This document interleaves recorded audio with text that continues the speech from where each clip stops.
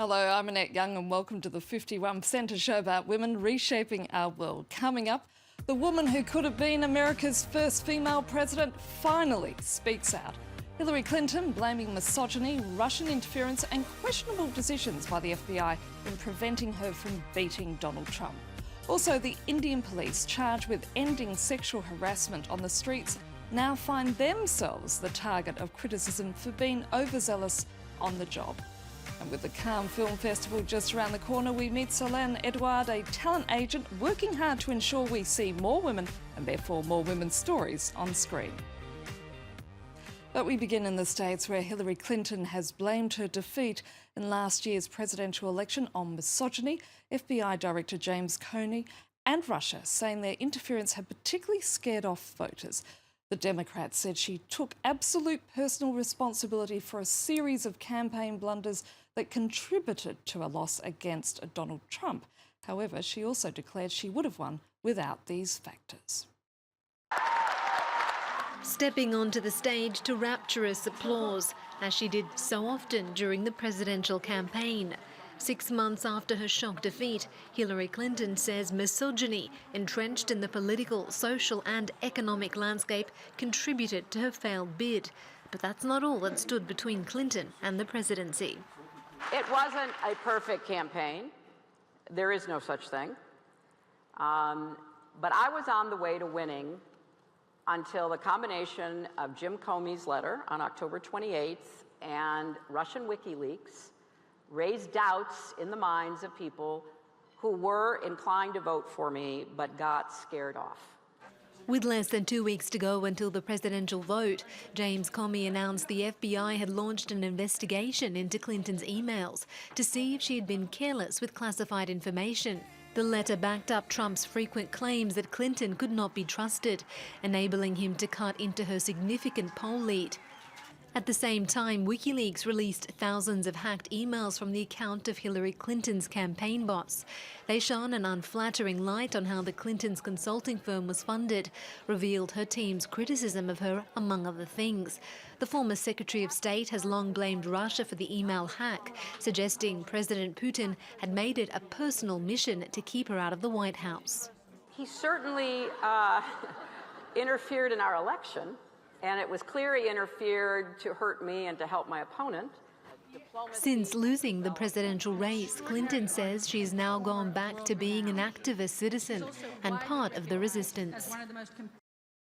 Now, India has captured global attention as its women confront rampant sexism and harassment in public spaces. So much so that Uttar Pradesh, its largest state, has created a new police unit who target those men who harass women. But they themselves are being accused of using questionable methods, with many criticising them for now policing morality in general. Our France 24 team on the ground sent us this report. This police squad is on a special mission. The woman dressed in yellow is an undercover officer. Her job is to walk up and down the streets in a bid to trap men who harass women. What happened? How was it? The men in the cars were staring at me, but not the ones at the bus stop. Maybe they suspected that I am with the police force. Since March, anti-Romeo squads, such as this one, have caused terror and fear amongst Indian men. In the North Indian state of Uttar Pradesh, police officers have a wide mandate to target men who stalk women in the streets, pass lewd comments or stare at them. In a state with the highest number of crimes against women, moral policing of this kind has found support with the general population. In fact, when the Hindu nationalist Bharatiya Janata Party took over the state government in March, one of their first acts was to set up anti-Romeo squads. Before, when we walked down the streets, the boys made vulgar comments all the time. When we went to the markets or anywhere, we were afraid of their stares. Now that it's over, we feel safe. But ever since they were first set up, these squads have been accused of using violent methods to target innocent people. You think we're weak? Among their victims are unmarried couples caught off guard by the police in the streets or in the parks. Come on, we'll take them to the police station. They'll get married there. Madame, please let me go. Why? Don't you want to marry him? Under the pretext of protecting women, anti-Romeo squads have been accused of taking the law into their own hands. Do 100 sit-ups like that. They have become guardians of a stifling social order by imposing moral policing in an already conservative state. My many friends were taken by the police. They are sitting in park and talking to their girlfriend. They are both have mutual understanding to love, but police thinking other thing. They're telling you are exploiting your tradition, your custom. Faced with rising criticism, the state government has directed the police to stop abusing their power. But squads along similar lines are being planned in other BJP-ruled states, such as Gujarat and Madhya Pradesh. The Nationalist Party is keen to be seen as restoring order in a traditional society. Now, here in France, post-election, all eyes will be turning to the Cannes Film Festival, which begins later this month. The lineup having already been announced, unveiling a slight rise in female directors making the list. In the meantime, a total of 12 women will have their films screened at the prestigious festival. That's up from 9 in 2016 and a significant change from 2012, where no films by female directors were shown.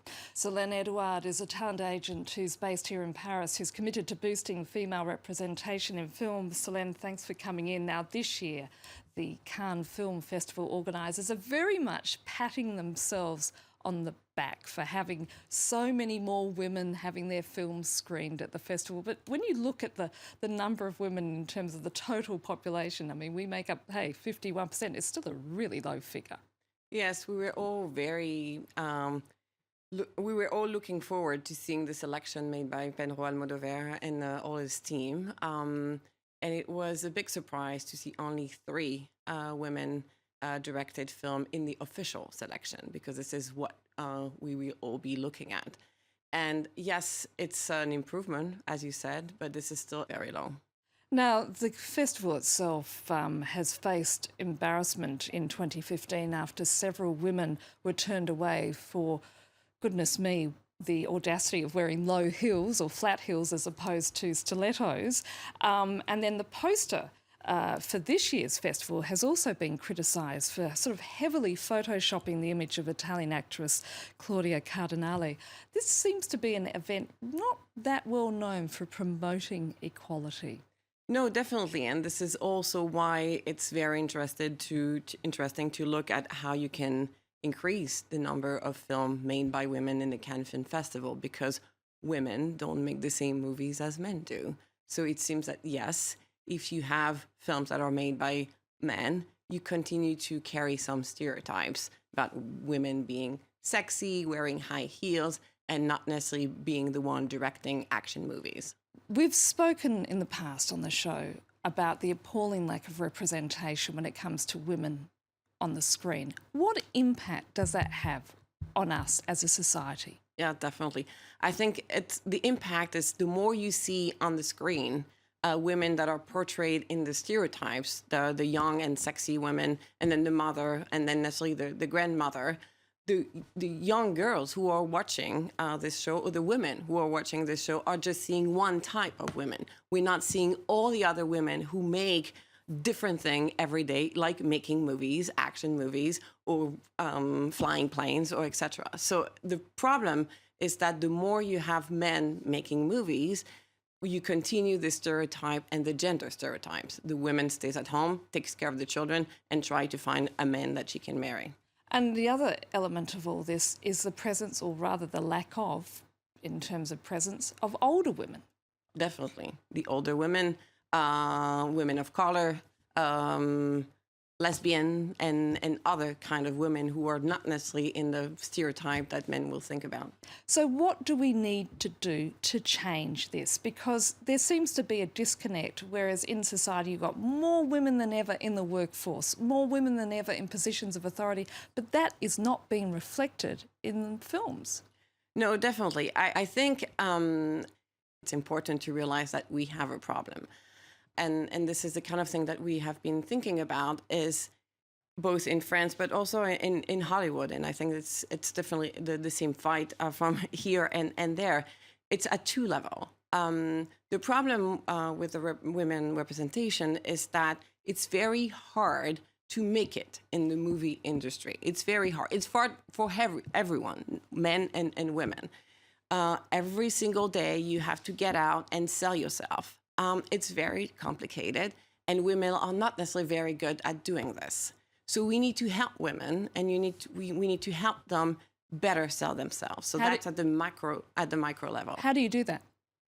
Well, really telling them that, yes, they have a right to be here. They have a right to go see a producer and say, yes, I have a great movie, is building the confidence of women. And I think this is our role as talent agent to be doing this. And you represent actors, directors, producers, and you've spoken in the past about the problems you've had with your women clients in getting them to sell themselves.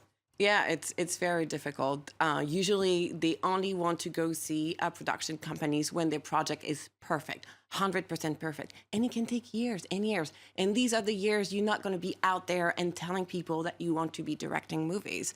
So I think this is really hard in telling them, okay, you know, this is good enough. This is good enough to go see. You have the right to go see a production company with a movie that's not 100% written, and maybe the end needs some work, and that's okay. Because you know what? This is what men do. Solene Edouard, we're going to have to leave it there. Thank you so much. Thank you so much.